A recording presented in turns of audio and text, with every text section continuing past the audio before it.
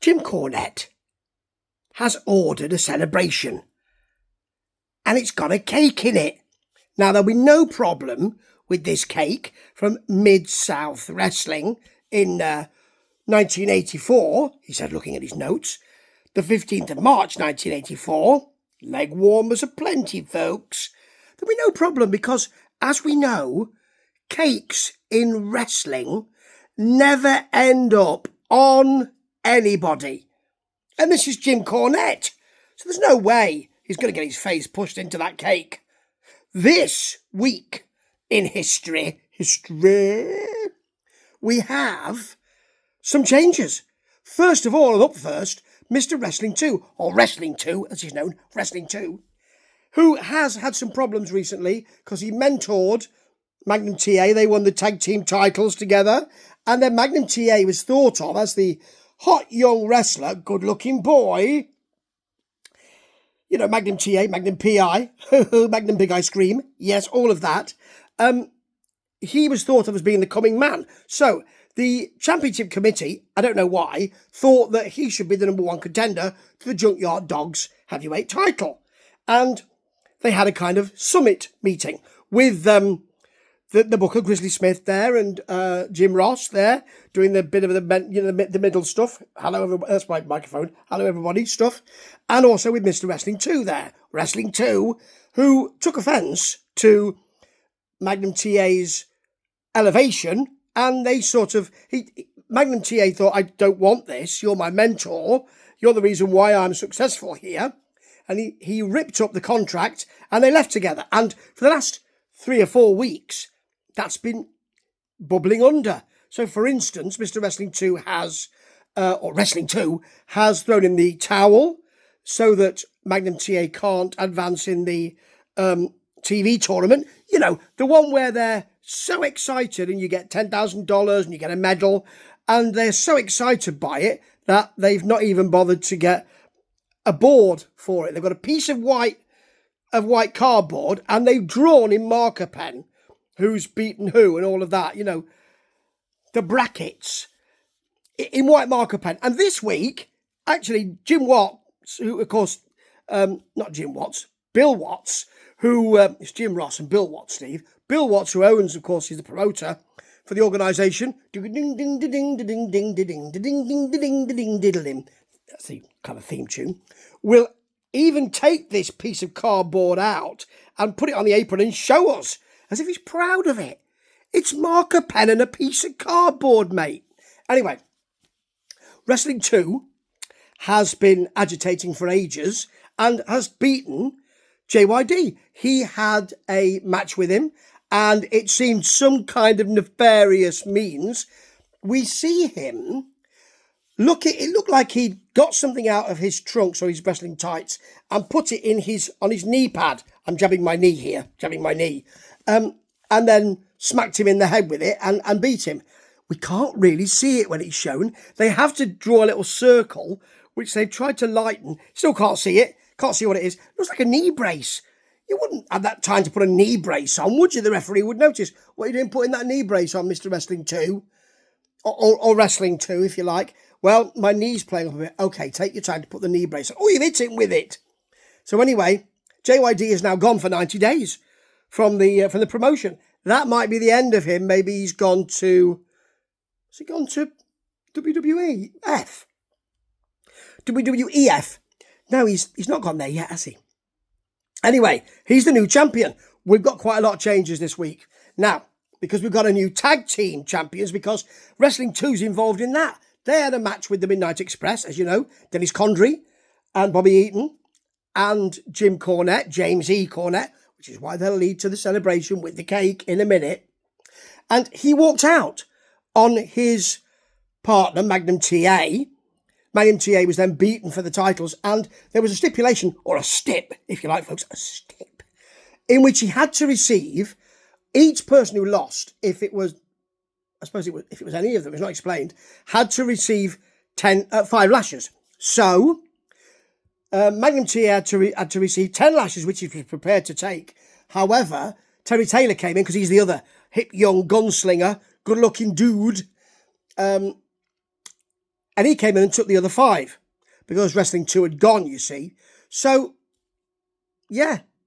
Watts sort of puts himself in a situation as I'm a tough man and rough and tough. Bill Watts will do quite a lot of that this week. There's a scenario later on when he'll really insert himself into the action, and there's no need. So first of all, we've got the Rock and Roll Express. Lemon, lemon, lemon, lemon, rock and roll is king. Because oh dear, I feel a bit sick now. Never mind you watching. And they're the hip new tag team in town, very popular, and they win handily. As Bill Watts says, when you win, you get paid more. You don't. I mean, when you're popular, you get paid more. So, very quick win. They're facing Jerry Gray and Pat Rose. I had to read the names there because they won't stick in my mind because they're not going to win, are they? I think it was a Gibson slingshot takedown was nice. Double drop kick. I can't remember. I think they could go and watch it again, but I can't be bothered. So they will, I think they'll win in that way because they usually do. And we've got the celebration. Midnight Express, tag teams.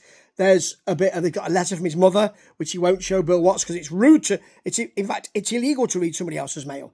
He's got a bit of champagne. There are party hats, a few party favours. It's not a really big party. They talk about, Cornette talks about how much you enjoy yourself when you're in the Midnight Express.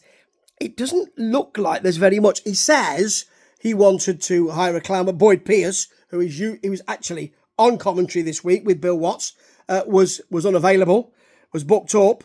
Yeah, so there you go. They don't seem to be having a great time. There isn't any jelly or ice cream. There aren't any party poppers there aren't any party favours or anything really. There's no crackers to pull or anything like that. He's got a cake. And the great thing is, he does this so well. He sends the boys around, his team around so they're not there, you see. And then he turns towards where the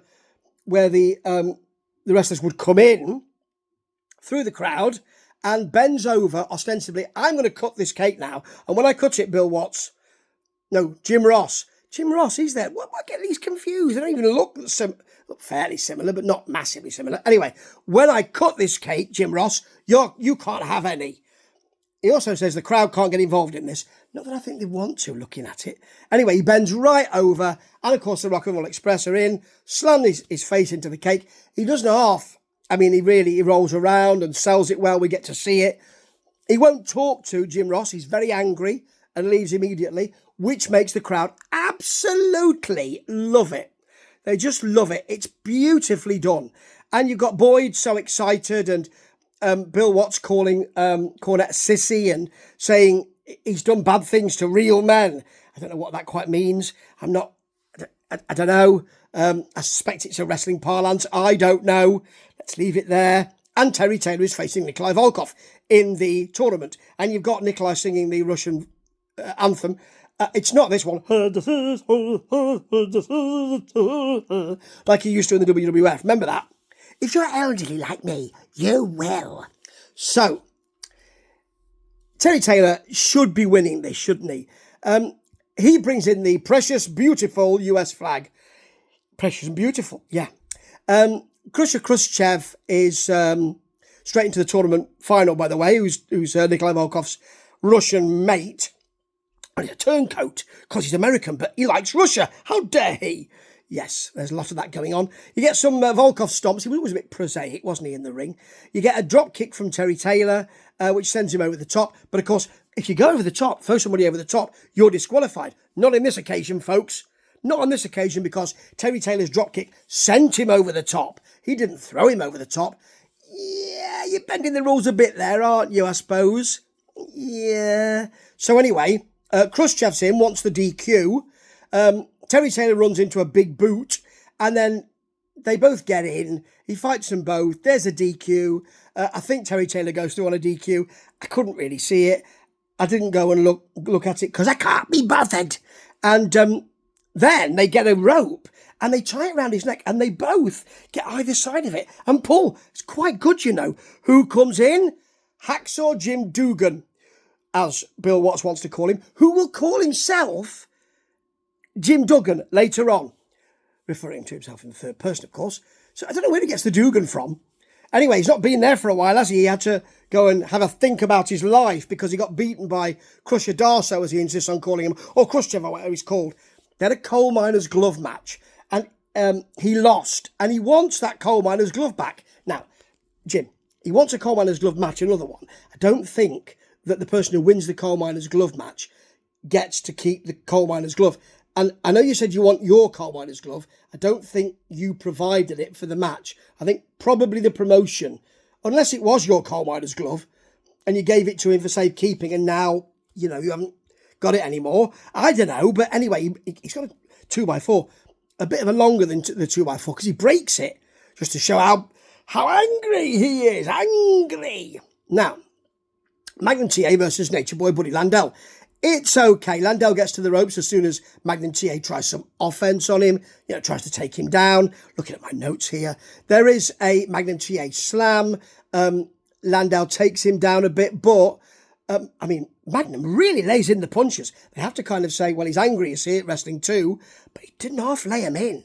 I have to say, there were several Magnum backdrops, a belly-to-belly suplex, as Bill Watts calls it. Yeah, bit of Gordon Soley, the Geneva of wrestling. Great, Gordon Soley. Quite a good impression, that. For the pin, it weren't great. Next, we've got Obi Davis and Josh Stroud. Not sure if they'll beat Butch Reed and Masao Ito. Actually, they do rather well together, but it's mainly Butch Reed, who I love his work. And I don't think he really got the plaudits he deserved in the WWF. Or I think he went to WCW as well, didn't he? He was great, actually. Reed puts him down, even though Stroud tries to stand with him. To be honest, he tries to stand with him and does a bit. Watts bigs up the TV stations. And now, this is very important because your TV stations were your lifeblood if you were one of the territories. If you were a territorial promotion, your TV channels are your lifeblood. And he knows them all. He knows who's moved where. He knows who's at the top of all of those promotions, all those TV stations. You need to know, because if you don't, you ain't got business. Very well done. You can see how Bill Watts works there. Lovely. Now, back in the ring, there's an Ito chop to the throat, because they have been doing a bit of, oh, look, he's coughing up blood. He's not, though, is he? Might have ruptured his windpipe, that sort of thing. You get a huge Butch Reed clothesline and a leg drop off the top. He won't pin him, folks. There's a military press slam, a rather poor Ito clothesline for the pin. And I don't think they should have closed with that. They should have closed with Butch Reed and the military press slam, because he's blooming great. Okay, so they've got a few minutes to go. And what they want to do is, Bill Watts wants to show the Cornette getting his face into the cake thing again. Now, there's no reason why he wouldn't, because he owns the promotion and the fans love it. They absolutely love it. However, then you get Jim Cornette coming out and saying that he's not very happy, and talking to Jim Ross. Out comes Watts, who he said, I asked for the piece to be played. And he said, he's talking about suing people, and he said, you can sue me if you want. And I have to say, Cornette's great. You've got a mouthful of memories. That is a great line for someone who used to be a big wrestler and now ain't.